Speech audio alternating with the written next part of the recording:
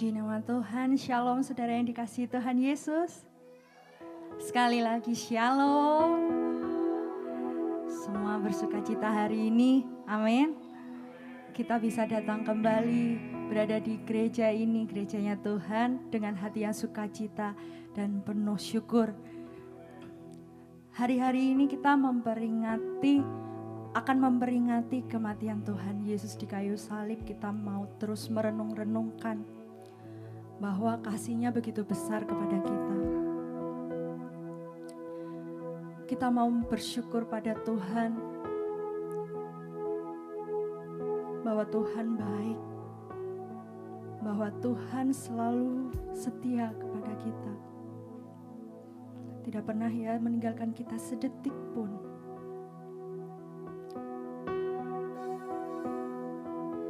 Terima kasih Tuhan Yesus untuk setiap berkat-Mu Tuhan. Tuhan yang baik, Bapakku yang baik. Kami bersyukur Tuhan. Kami bersyukur Tuhan kami ada sampai hari ini Tuhan. Kami bersyukur atas penyertaan-Mu Tuhan sepanjang hari-hari kami Tuhan. Terima kasih untuk kesehatan, terima kasih untuk berkat rezeki yang Tuhan sediakan pada kami Tuhan. Bapa yang baik, kami mau bawa setiap hati kami, hidup kami Bapa sebagai persembahan kepadamu Tuhan. Kami rindu Tuhan untuk bersekutu, memuji memuliakan nama-Mu pada hari ini Tuhan.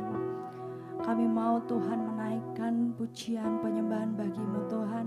Kami mau meninggikan Engkau Raja di atas segala Raja Tuhan. Hanya Engkau Allah yang berkuasa mengatasi segala hal Tuhan. Tuhan kami mau terfokus Tuhan pada saat ini Tuhan untuk meninggikan memuliakan nama-Mu Bapa. Tuhan kami mau menyerahkan Tuhan ibadah hari ini Tuhan ke dalam tangan kuasa-Mu Bapa. Engkau yang hadir, Engkau yang memenuhi setiap hati kami Tuhan. Engkau yang melawat setiap kami Tuhan, menyentuh hati kami Tuhan. Tuhan Engkau yang menilik setiap hati kami Tuhan, yang berbeban berat Tuhan. Tuhan berikan kelegaan ya Bapa. Yang memerlukan penghiburan Tuhan, Tuhan sediakan penghiburan yang luar biasa Tuhan. Terima kasih ya Bapa, terima kasih Tuhan Yesus. Hanya dalam nama Tuhan Yesus Kristus kami serahkan ibadah ini ke dalam tangan kuasa-Mu. Haleluya, haleluya, amin. Hati kami mau menyembah-Mu Bapa. Hati kami mau terus meninggikan Engkau Tuhan.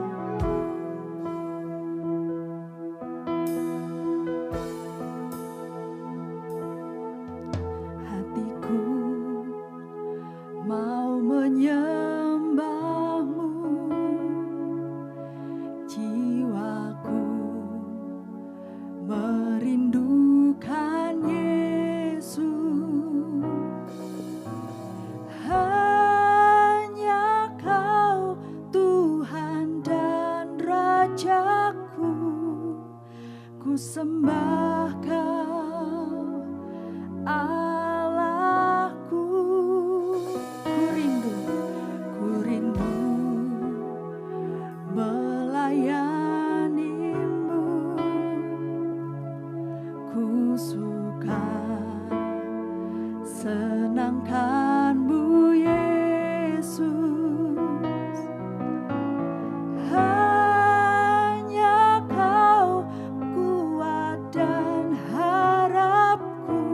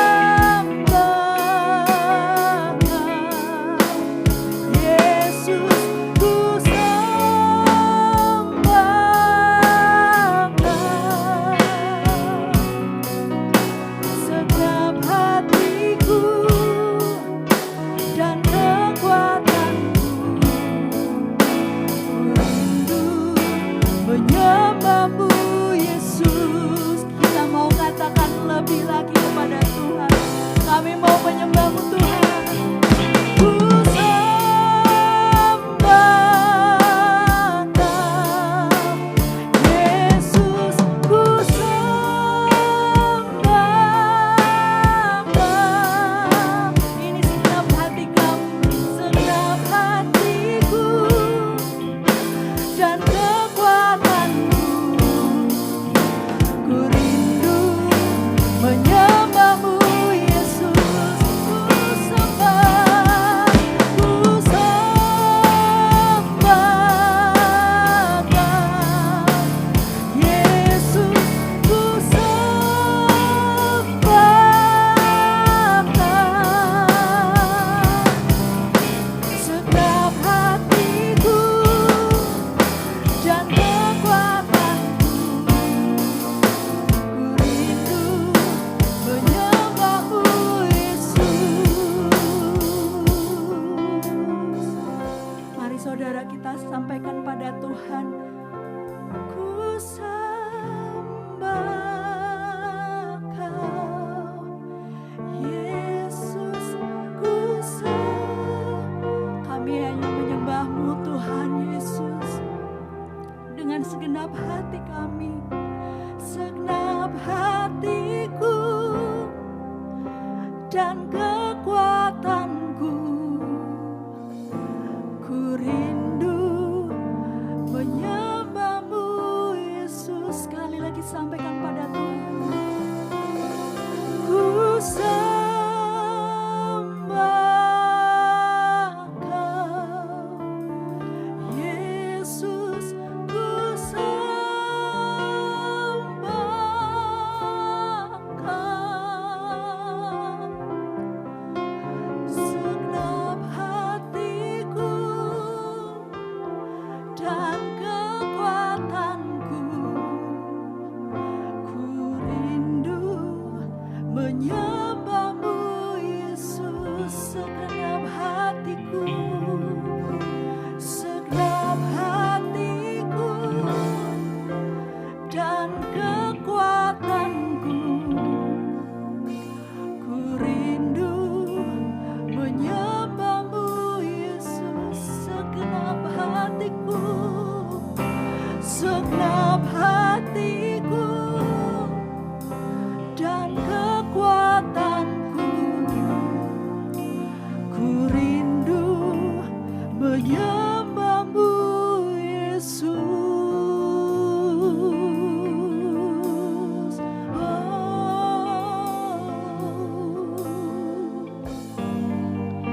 Kami sembah Engkau Tuhan Yesus.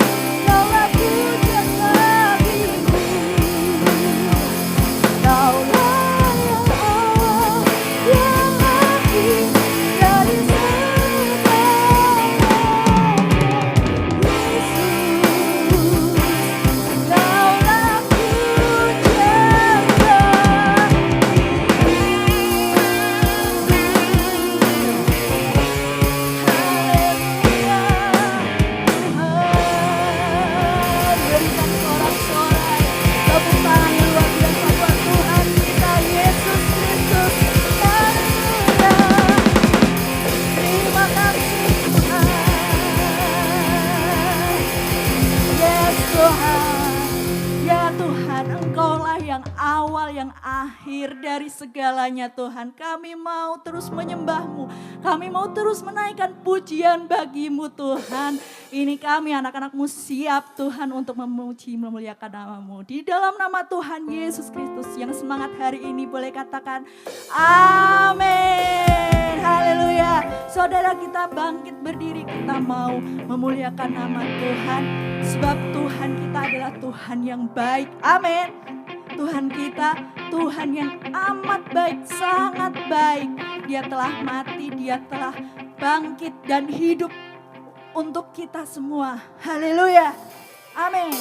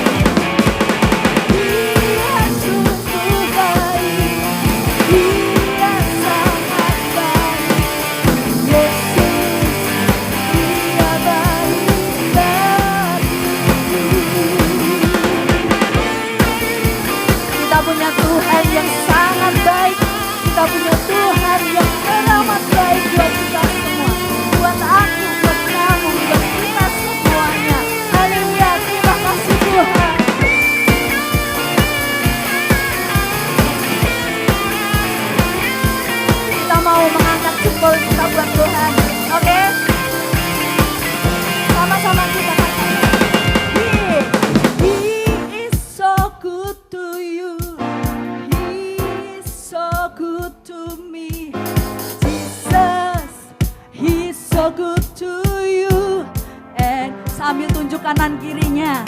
He's so good to you. He's so good to me. Jesus, He's so good to you. And He's so good to you. He's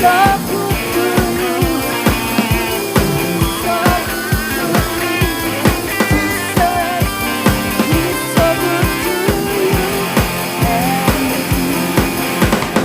He's so good to you.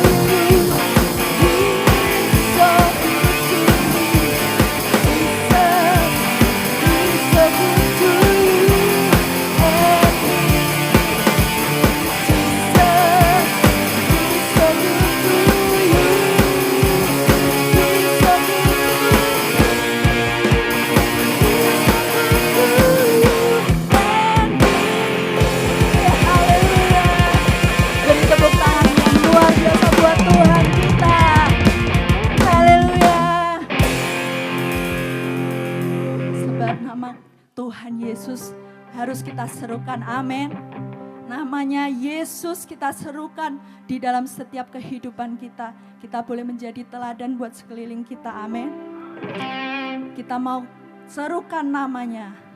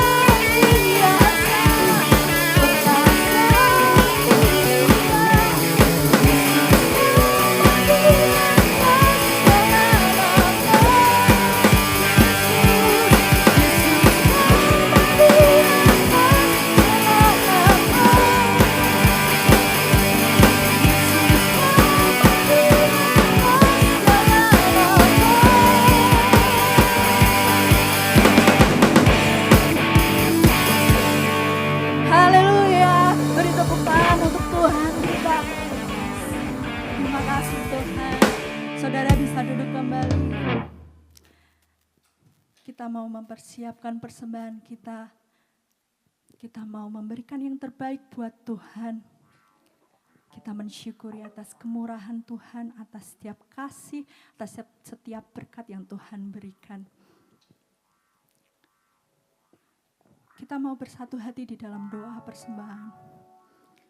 Bapa di surga, kami bersyukur Tuhan untuk kebaikan-Mu Tuhan. Terima kasih atas penyertaan-Mu, pemeliharaan-Mu Tuhan. Terima kasih atas kemurahan-Mu Bapa. Dan tiba saatnya Bapa, kami mau mengembalikan berkat yang Tuhan berikan kepada kami Tuhan. Kami bersyukur Tuhan atas berkat-Mu Tuhan.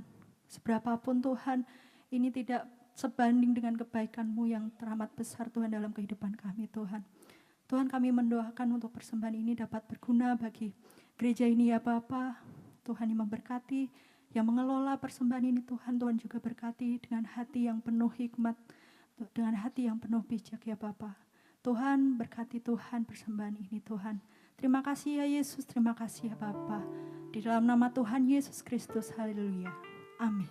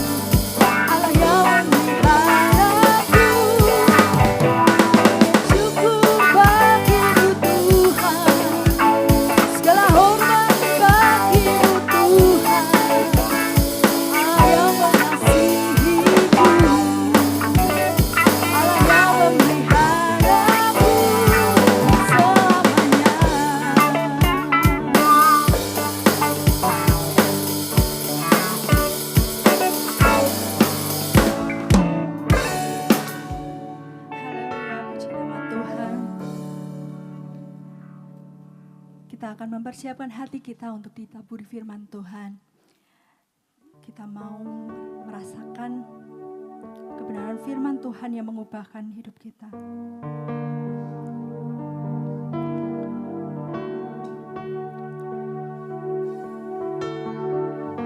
Tuhan, ini anak-anak-Mu Bapa.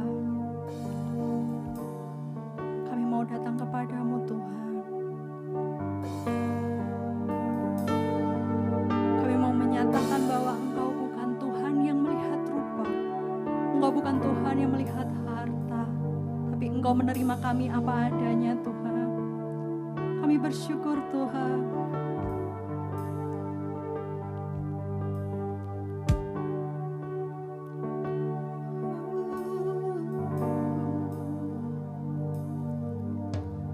Ku tak dapat lupakan kebaikan yang ku terima, pengorbananmu yang mulia, jadikan ku berharga.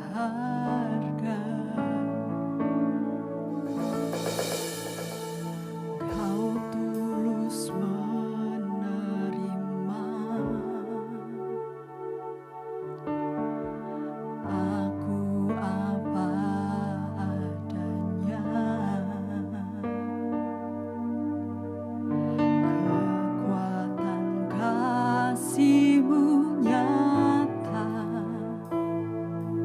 memulihkan hidupku. Kau bukan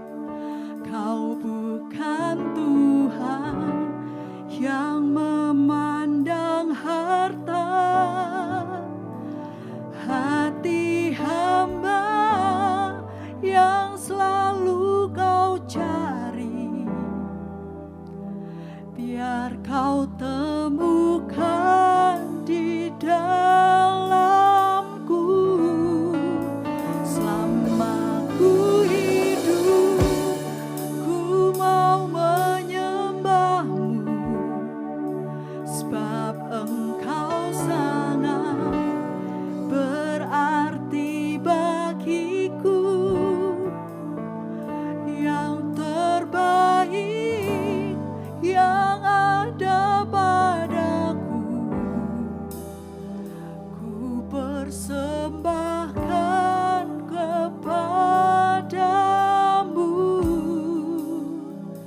Yesusku.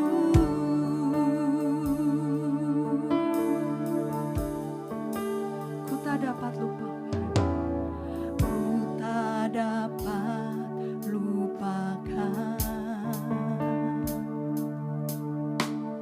kebaikan yang ku terima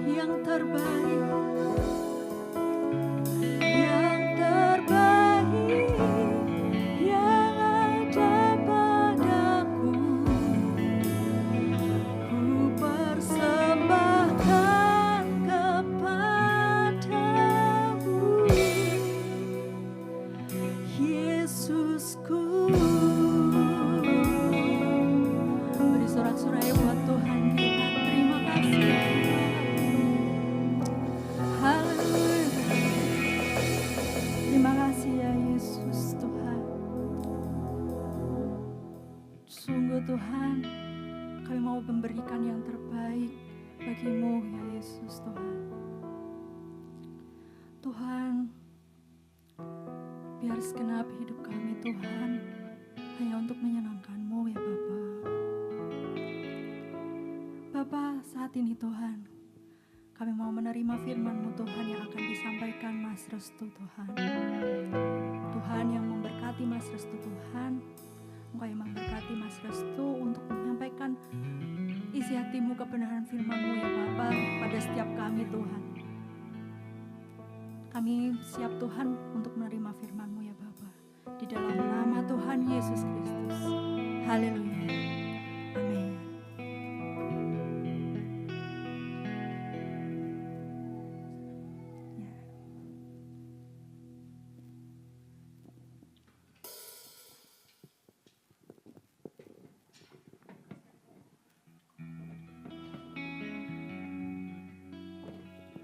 Koko sampai berdiri terus dari tadi, nggak dipersilakan duduk ya.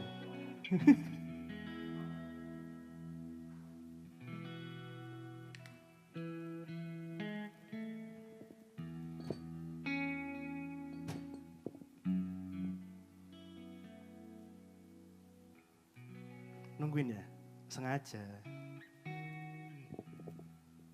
Shalom teman-teman. Wah, habis liburan nih. Kita semakin berkurang, tapi Yesus nggak boleh berkurang, oke? Coba sapa dulu, salam kanan, kiri, depan, belakang. Kak Ulan di belakang ya kau? Oh. Mida nggak mau salam Pak? Parah kali dia. Iya sibuk dia, admin.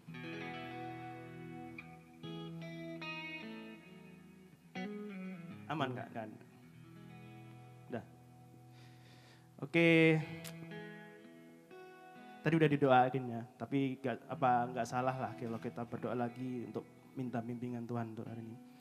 Kami mengucap syukur Bapak atas berkat-Mu yang luar biasa, kami boleh berkumpul, bersekutu di tempat ini Bapak. Tuhan, sebentar lagi kami akan menikmati hadirat-Mu, menikmati firman yang akan Kau berikan Bapak. Tuhan, berurapi hamba-Mu ini, biarlah Engkau yang berkata-kata atas hamba-Mu ini, supaya nama-Mu dimuliakan Bapak. Terima kasih Bapak, dalam nama Tuhan kami Yesus Kristus kami berdoa dan mengucap syukur. Haleluya, amin. Oke, hari ini aku mau bicara soal hal yang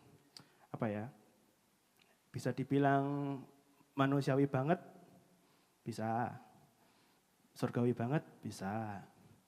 Aku mau sharing tentang harta. Kalau biasanya, bukan Pak. Kalau di dunia kan biasanya ada harta, tahta. Enggak juga lah Pak. Masa yang wanita suruh wanita juga. Nah, Pri. Emang iya? Enggak kan? Enggak lah. Jadi harta yang paling berharga.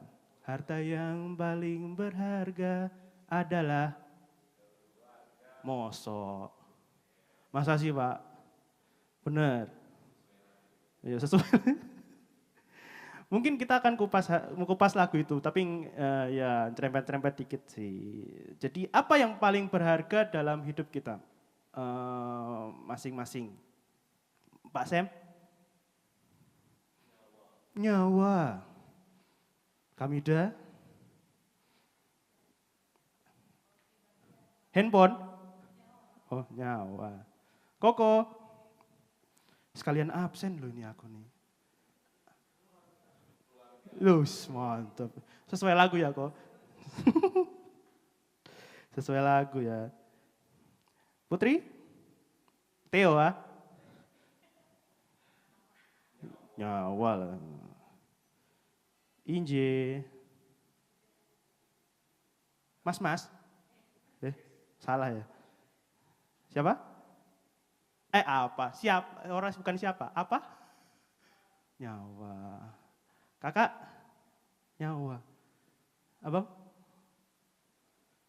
Apa bang? Yang paling berharga bang? Bang Tulus? Nyawa dan keluarga. Kak Ulan? Di sini nih. Perut. Babi panggang.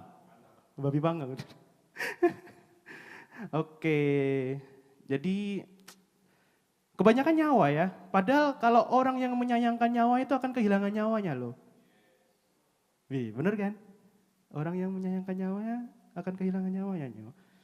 Oke, kita buka dulu lah ya di Efesus 1 ayat 3 sampai 14.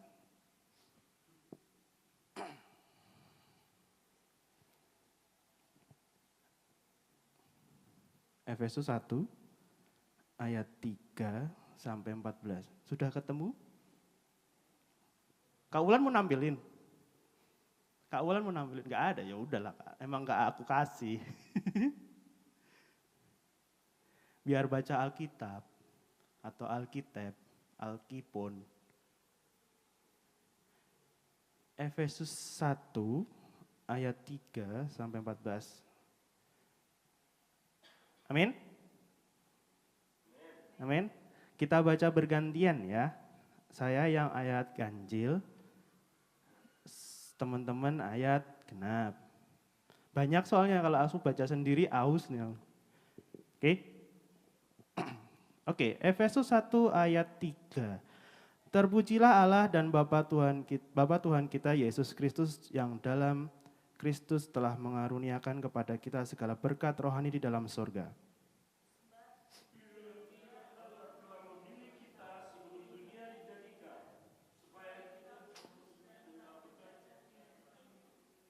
Dalam kasih ia telah menentukan kita dari semula oleh Yesus Kristus untuk menjadi anak-anaknya sesuai dengan kerelaan kehendak-Nya.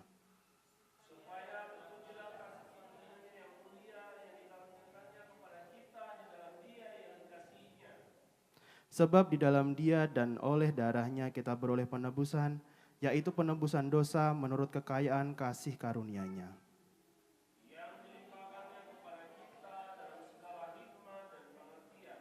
Sebab ia telah menyatakan rahasia kehendak-Nya kepada kita sesuai dengan rencana kerelaan-Nya, yaitu rencana kerelaan yang dari semula telah ditetapkannya dari dalam Kristus.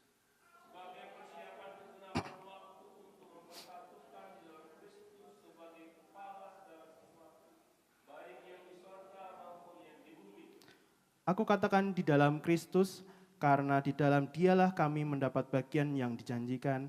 Kami yang dari semula ditentukan untuk menerima bagian itu sesuai dengan maksud Allah yang di dalam segala sesuatu bekerja menurut keputusan kehendak-Nya.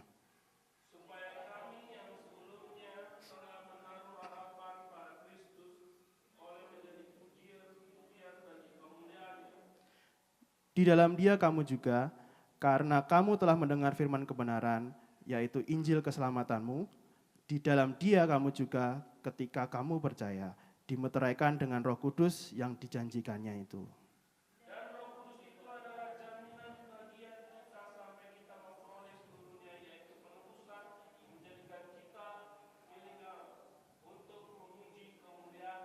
Amin.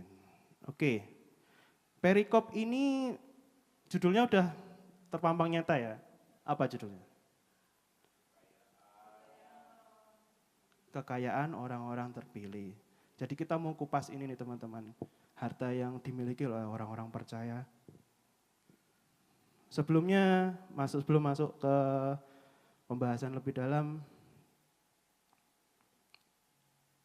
apakah dengan memiliki aku punya pertanyaan, apakah dengan memiliki kekayaan yang fana kita sudah merasa kita itu luar biasa?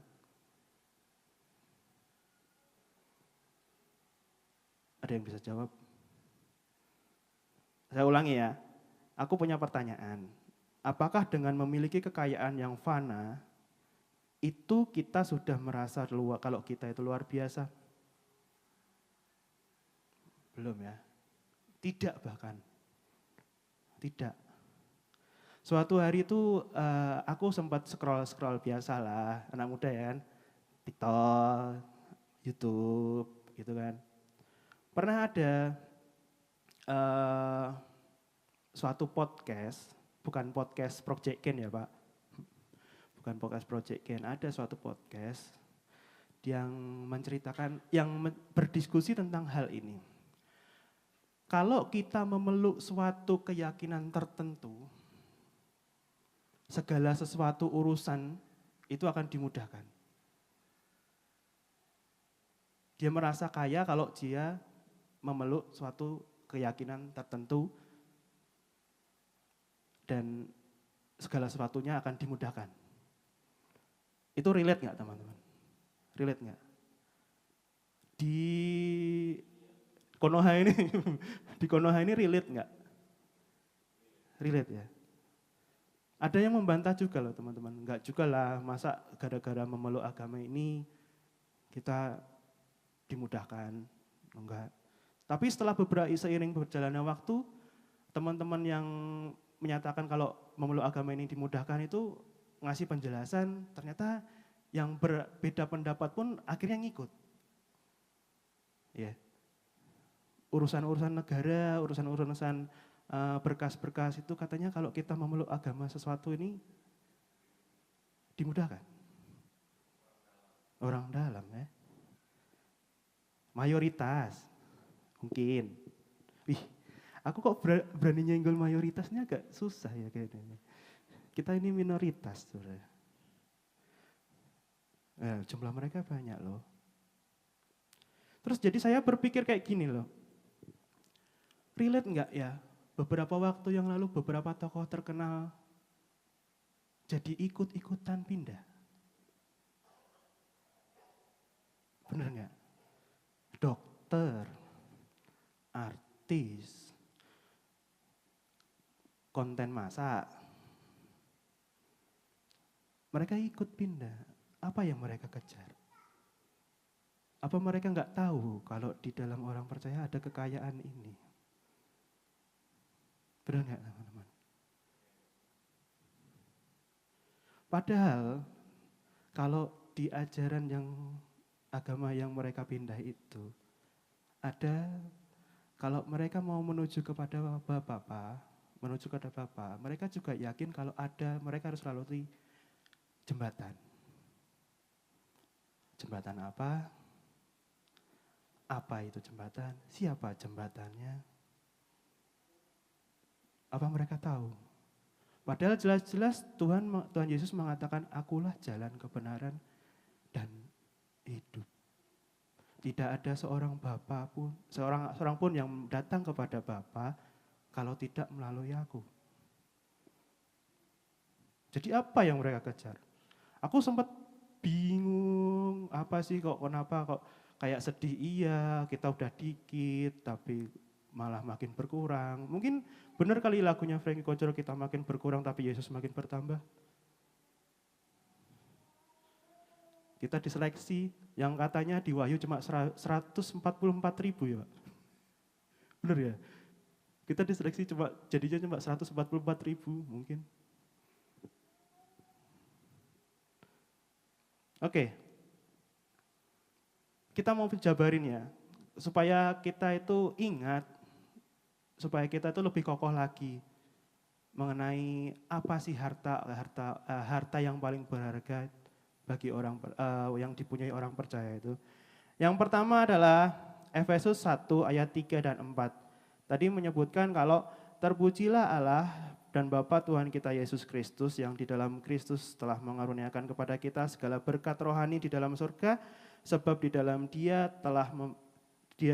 Allah telah memilih kita sebelum dunia dijadikan supaya kita kudus dan tak bercacat di hadapannya. Jadi apa teman-teman? Yang pertama itu adalah berkat rohani. Kita diberikan hikmat untuk mengerti firman Tuhan. Kita diberikan ketaatan, kekuatan untuk menjalankan kehendak Tuhan di dalam hidup kita. Itu berkat rohani. Kalau enggak ada itu, selesai. Lanjut ya, biar cepat. Soalnya aku banyak buka ayat nih kayaknya.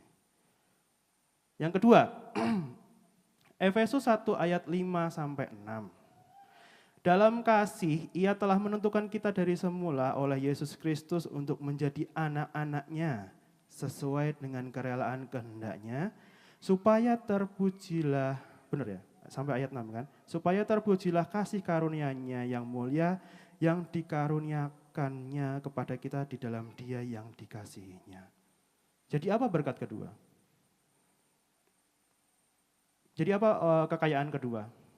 Menjadi anak-anak Allah.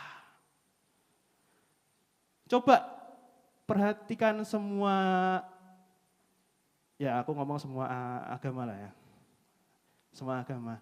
Siapa yang berani mendeklarasikan kalau kita itu anak-anak Allah? Cuma pengikut Kristus. Kita jadi anak-anak Allah, enggak ada. Kalau plesetannya nih ada yang panggil Om, Om Santi, Om, kan gitu kan. Tapi aku enggak mau lebih jauh untuk yang lain. Ada yang biasanya panggil pakai toa gitu, keras banget, kan? Apa ya dikira budek apa gimana gitu kan, kalau bahasa kasarnya. Kita ditentukan Tuhan Yesus menjadi anaknya supaya kita memuliakan Allah. Karena Allah dimuliakan melalui anaknya. Contoh yang paling pertama, yang paling ini adalah Tuhan Yesus kan anak Allah. Dia mewakili Allah di bumi. Kita jadi anak-anaknya ya, kita juga harus memuliakan Allah. Lanjut, yang ketiga, Efesus 1 ayat 7 sampai 8. Sebab di dalam Dia dan oleh darahnya kita beroleh penebusan, yaitu penampunan dosa menurut kekayaan kasih karunia-Nya yang dilimpahkannya kepada kita kita dalam segala hikmat dan pengertian. Jadi apa yang ketiga? Apa ya harta yang paling berharga bagi orang percaya? Yang ketiga? Betul. Itu tadi di awal. Yang ketiga adalah pengampunan dosa. Sebenarnya itu Allah yang adil kan. Dia itu tidak bisa melanggar sifatnya. Ketika anak-anaknya jatuh dalam dosa, dia harus berlaku adil. Ya kan? Kalau misalkan kita upah dosa adalah maut. Jadi kita kalau melakukan dosa, berarti kita harus menerima maut. Jika Allah tidak menghukum kita, Ia bukan Allah yang adil. Tapi karena Allah mengasihi kita, karena sifat Allah juga adalah kasih, Ia rela menggantikan kita yang berdosa untuk menerima hukuman melalui firman-Nya yang turun menjadi manusia. Yohanes 3 ayat 16. Karena begitu besar kasih Allah akan dunia ini sehingga Ia mengaruniakan anaknya yang tunggal supaya setiap orang yang percaya kepadanya tidak binasa. Garis bawahi, setiap orang yang percaya kepadanya tidak binasa, tidak peduli agama apapun.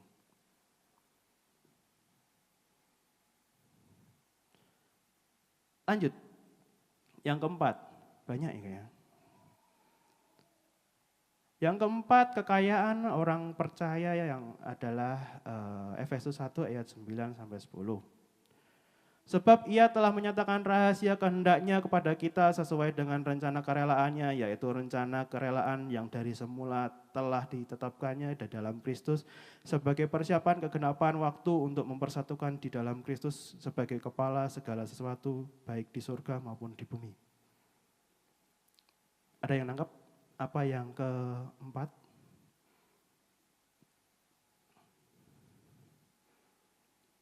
Ada yang nangkep? Yang keempat adalah mengetahui rahasia Allah. Harta yang paling berharga bagi orang percaya itu adalah mengetahui rahasia Allah. Kita sudah tahu dari awal penciptaan, tujuan Allah itu adalah untuk umat manusia adalah untuk bersekutu dengan Dia. Kalau istilah kerennya ya, kita itu diciptakan buat kongko sama Allah, nongkrong. Setiap hari itu bisa berkomunikasi dengan Allah. Tapi karena kita melanggar firman-Nya, manusia tidak punya koneksi lagi dengan Allah, karena Allah itu suci.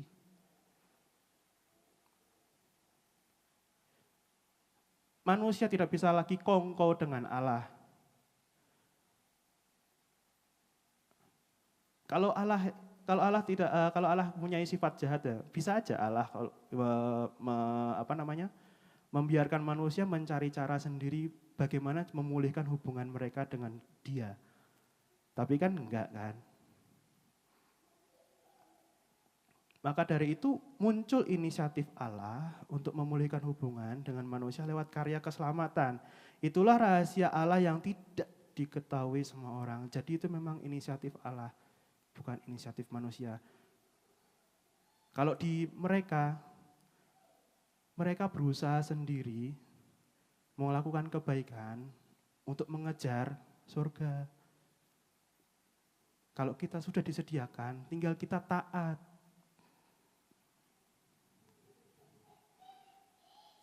Yang kelima, Efesus 1 ayat 11 sampai 2. Ada yang bisa bantu bacakan? Aku tak minum dulu. Efesus 1 ayat 11 sampai 12. Yang kelima ini. Harta yang berharga bagi orang percaya.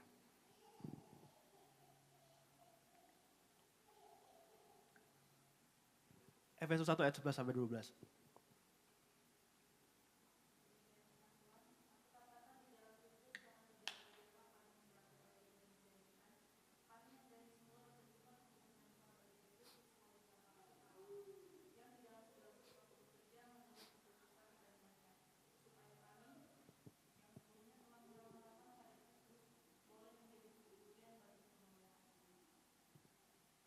Ya. Apa yang harta yang paling berharga bagi orang percaya? Yang kelima itu menerima janji Allah. Seperti yang kita renungkan tadi, Allah ingin kita bersekutu dengan atau berkumpul lagi dengan Dia, di mana di situ ada kehidupan kekal, damai sejahtera, tidak ada ratapan, tidak ada tangisan, tidak ada sakit penyakit. Yang ada kita itu bersama-sama dengan Allah memerintah di dalam kerajaan surga. Coba buka Wahyu 20 ayat 4. Tolong ada yang bisa bantu? Wahyu 20 ayat 4.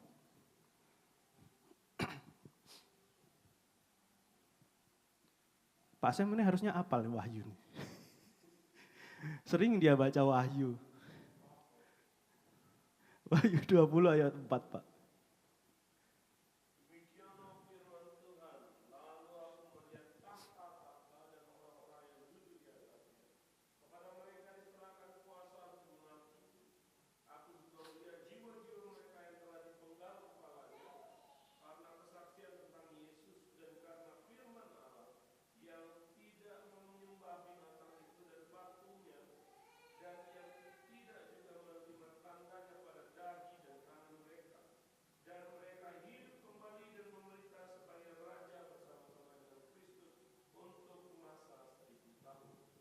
Iya, janji Allah apa? Kita memerintah bersama-sama dengan Dia di kerajaan surga dalam masa 1000 tahun.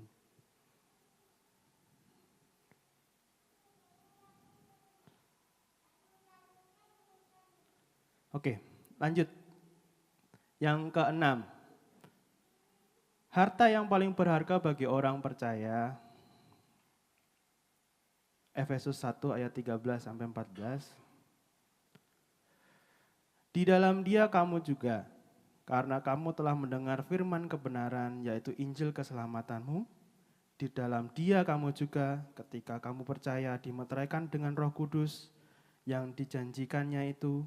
Dan Roh Kudus itu adalah jaminan bagi kita sampai kita memperoleh seluruhnya, yaitu penebusan yang menjadikan kita milik Allah untuk memuji kemuliaan-Nya. Apa yang keenam?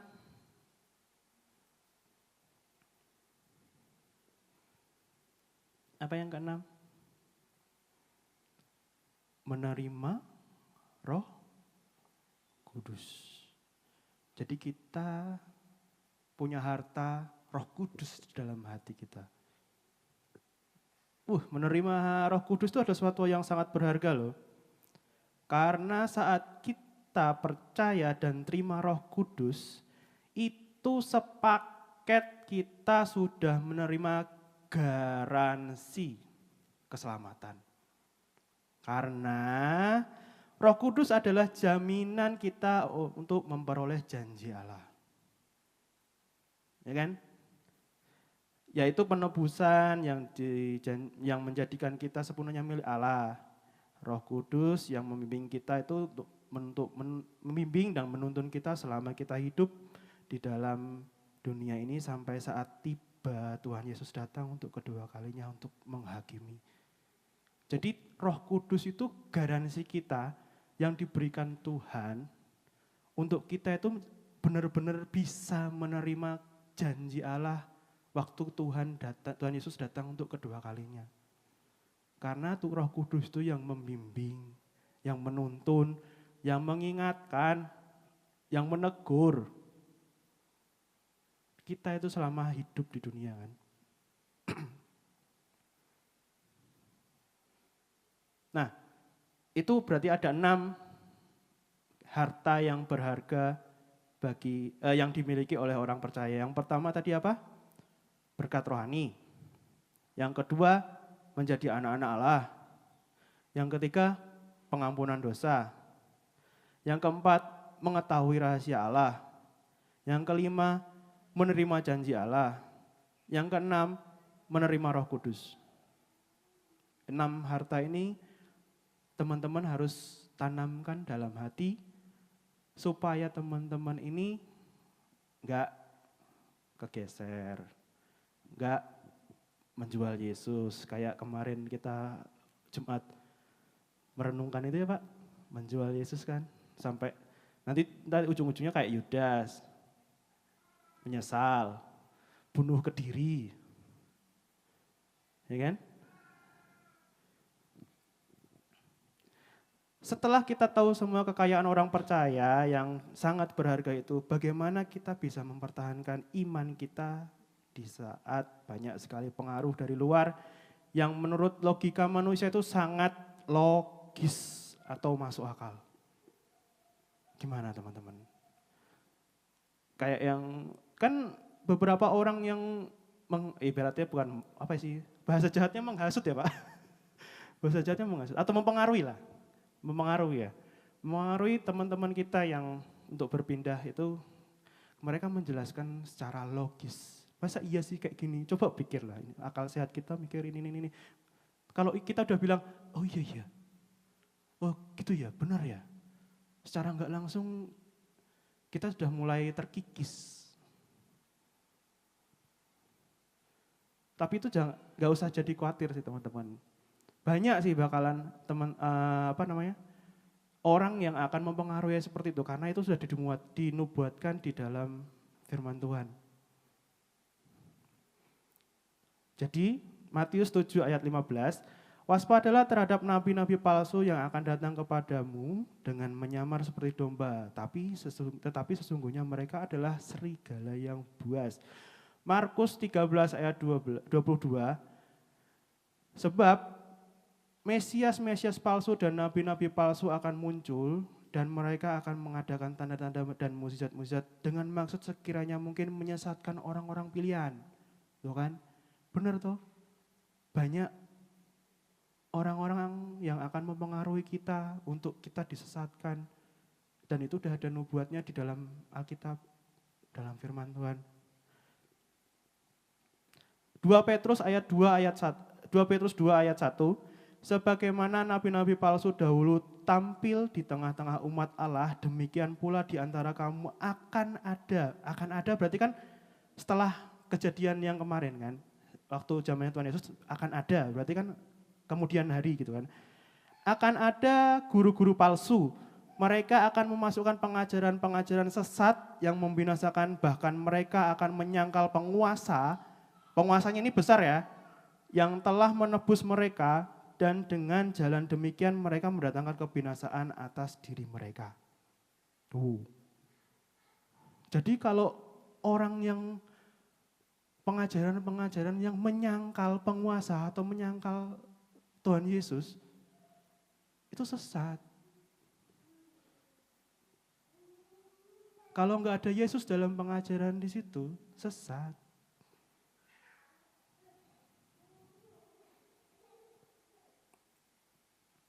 Nah, kita ambil contoh salah satu public figure yang beberapa waktu lalu berpindah keyakinan ke seberangan. Dia mengatakan di dalam agamanya yang baru, keyakinannya yang baru, ia menemukan ketenangan hidup padahal ia tidak mengetahui kalau ketenangan yang ia terima adalah ketenangan semu.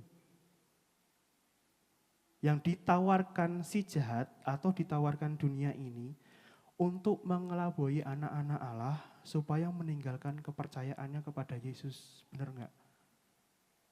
Dibilangnya apa? Aku menemukan ketenangan di sini. Aku enggak menemukan ketenangan di Yesus. Menurut teman-teman benar enggak? Kita menemukan ketenangan enggak di Yesus? Kalau aku bilang, iya, tapi kita memang diuji. Kita nggak bisa tenang 100%. Gambaran tenang kita itu apa sih? Nggak ada masalah, nggak ada ini gitu kan, nggak ada utang, ya Pak. Utang kita banyak, nggak dikejar-kejar orang. Enggak, bukan kayak gitu. Gambaran ketenangan itu kita bisa melalui semuanya itu ujian kita itu. Bukan kita gak ada masalah apa-apa.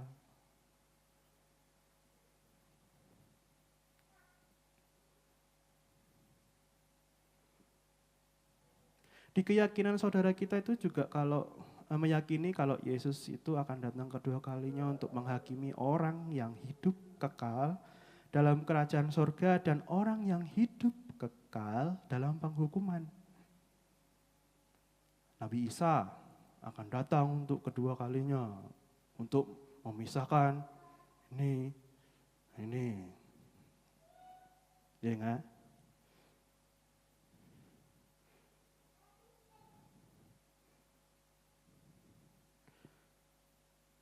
Logika sederhananya gini, kalau kita sudah mengenal yang akan menghakimi itu,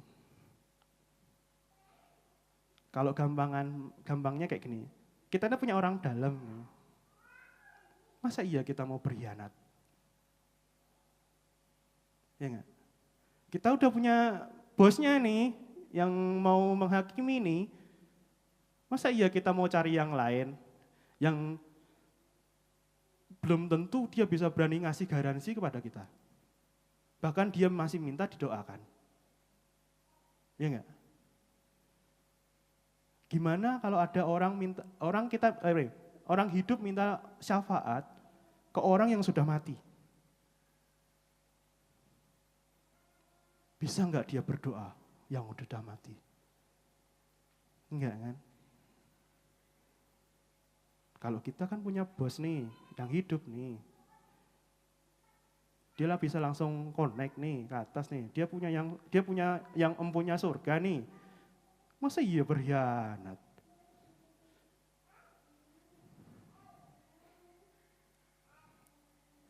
Dan teman-teman ini yang menguatkan kita ya. Dan yang kita alami di dunia ini tidak ada apa-apanya yang dialami oleh Tuhan Yesus yang waktu karya keselamatan itu dijalankan. Kalau kita nih sedikit-sedikit kena masalah langsung nyerah, cari pelarian. Dibilang Kristen tidak ada damai sejahtera. Iya betul. Emang nubuat kita tuh kita nggak akan tenang-tenang aja di dunia ini karena dunia itu tidak bisa menerima Yesus. Apalagi kita yang dibilang anak-anaknya. Dihujat habis-habisan, dicecar habis-habisan. Ya kan? Bahkan sampai ada yang martir-martir yang zaman dulu karena Yesus kita mati. Makanya saya bilang tadi di awal, kalau harta yang paling berharga adalah nyawa, firman Tuhan mengatakan siapa yang menyayangi nyawa akan kehilangan nyawanya. Siapa yang tidak menyayangi nyawanya, dia akan memperolehnya. Ya kan? Kalau kita mati karena Yesus Kristus, kita akan memperoleh nyawa kita kembali. Nah, buka Yakobus 1 ayat 12. Satu orang boleh. Mit, aku nggak akan nanya berapa menit lagi ya, Mit. Panjang nih, Mit. Bisa sampai jam 12 habis. Yakobus 1 ayat 12. Yuk, satu orang. Ingat.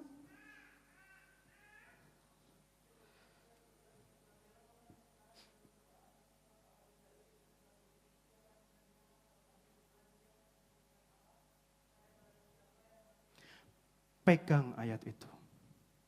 Yakobus 1 ayat 12.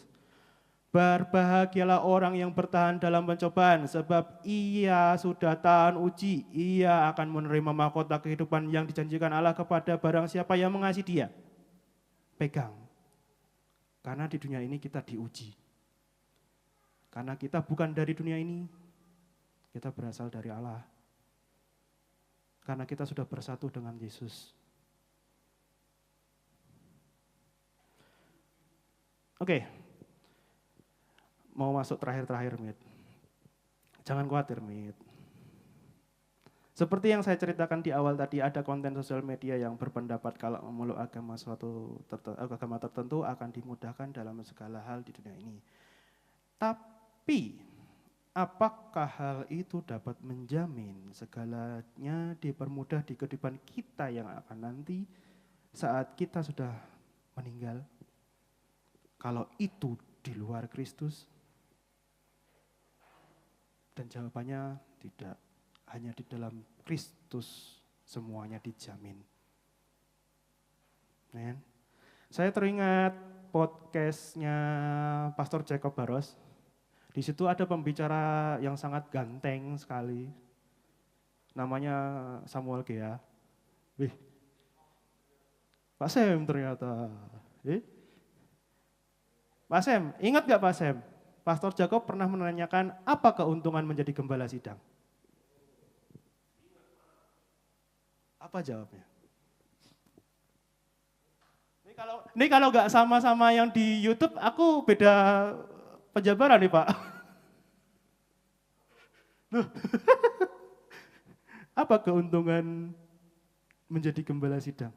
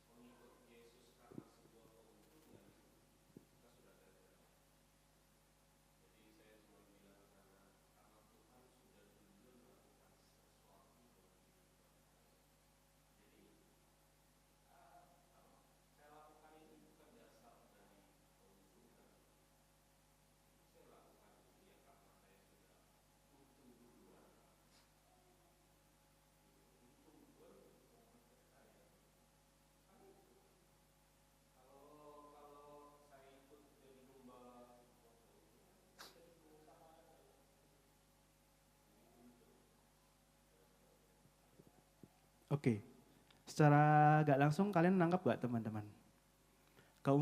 Jawaban Pak Sem di YouTube itu adalah, Yesus itu keuntungan saya. Kita tuh beruntung loh memiliki Yesus. Merinding kepalaku. Serius, merinding kepalaku nih. Kita tuh beruntung memiliki Yesus. Jadi teman-teman jangan tinggalkan Yesus. Karena Yesus adalah satu-satunya jalan, kebenaran, dan hidup. Tidak ada seorang pun yang datang melalui Bapa tanpa melalui Dia. Jadi saya mau menutup renungan kita hari ini dengan statement gini. Miliki dan kenal Yesus Kristus di dalam kehidupan kita adalah harta yang paling berharga. Ulangi ya. Memiliki dan kenal Yesus adalah harta yang paling berharga. Jadi teman-teman, tanamkan itu. Jangan sekali-kali meninggalkan Yesus. Walaupun dunia ini mencecar, menghajar, mencaci maki, menyakiti, membunuh. Jangan tinggalkan Yesus.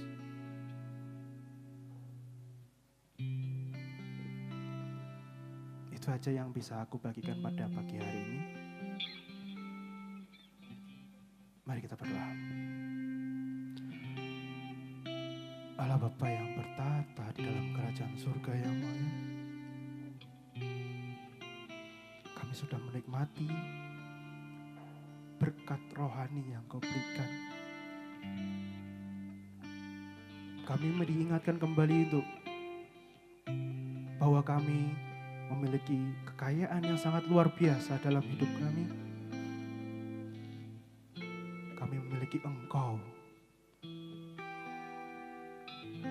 Kami memiliki Roh Kudus dalam diri kami.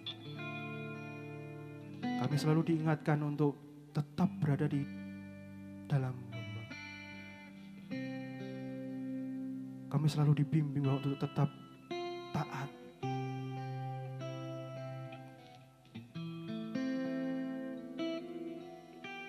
Ya Bapak, hamba-Mu sudah selesai berbicara.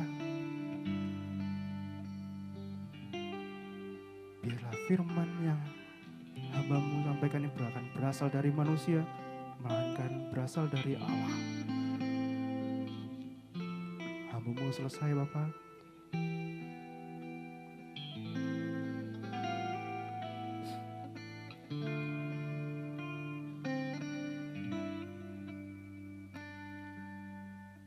Sekali Yesus, selamanya Yesus, harapanku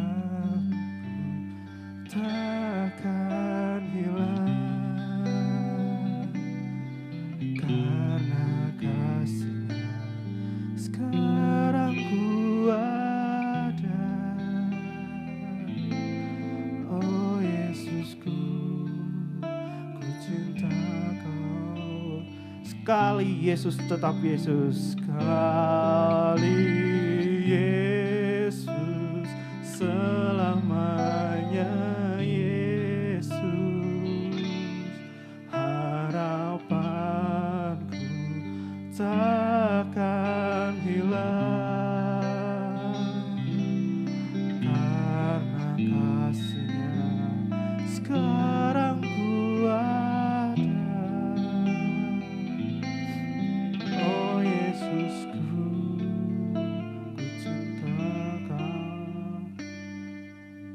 Kami mengucap syukur Bapa, sungguh luar biasa Bapa karya-Mu dalam kehidupan kami Bapa. Terus bimbing kami Bapa sampai kami tiba di saat Engkau datang untuk kedua kalinya dengan tetap taat dan tidak meninggalkan Engkau.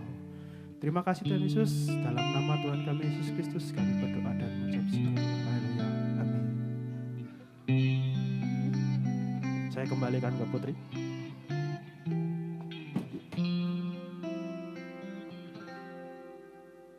Pak, saya mungkin ada pengumuman.